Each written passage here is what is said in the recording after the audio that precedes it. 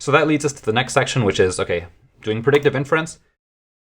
Any measure of predictive accuracy, these things all have sampling distributions too.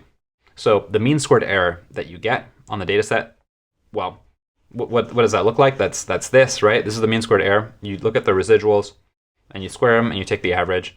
But the data are random. The coefficient that you get depends on these data itself. And so this thing is random. It has a sampling distribution, and this whole thing has a sampling distribution.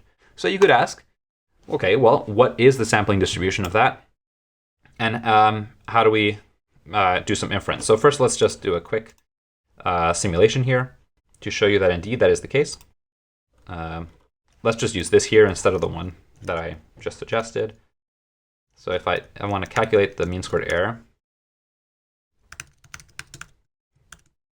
I can predict minus the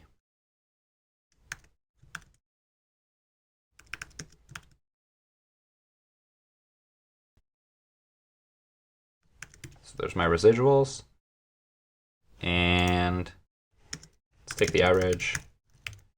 Okay, this is my mean squared error for this data set. But if I do it again, I get a slightly different mean squared error. Every time I do it, I get a different mean squared error. So this thing has a sampling distribution.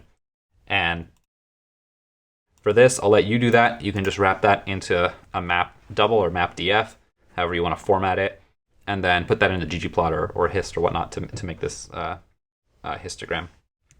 So the MSE has a sampling distribution.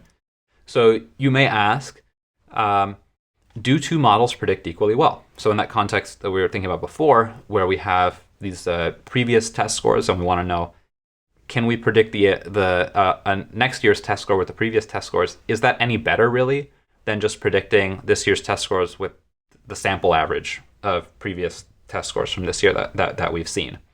So this is the general way we're going to set this up, is the mean squared error of one model. Let's say you have two different possible sets of predictors that you could use. You could use maybe socioeconomic predictors, or you could use more clinical predictors. They come from different data vendors. It's the same kind of population, but you're gonna build a prediction model, and you want to know which of these data sets should I buy. You want to compare the mean squared error using this set of predictors to the mean squared error using that set of predictors. So this is the general setup. So here I'm going to say MSE_0 is the mean squared error that you get when you're using some baseline model, and then this is the mean squared error that you get using some comparator model, and you just want to know, are they the same? So general way to test this kind of thing is to just use Bootstrap. So here is an example where I'm comparing a model that uses gender and age to a model that uses gender and this ASA score. I think this is some kind of like a clinical risk score. And I'm asking which of these is a better model in terms of mean squared error. So I can calculate both of those, take the mean squared errors, and generate this ratio of mean squared errors. You could do a difference, you could do a ratio. It doesn't really matter. So let's say I want it on this multiplicative scale rather than a difference scale. And I want to know, okay, but is it significant? So maybe in this example, I get, let's find out what it is. Let's find out what we get. So maybe given this data, I see that, let's put this in the slides.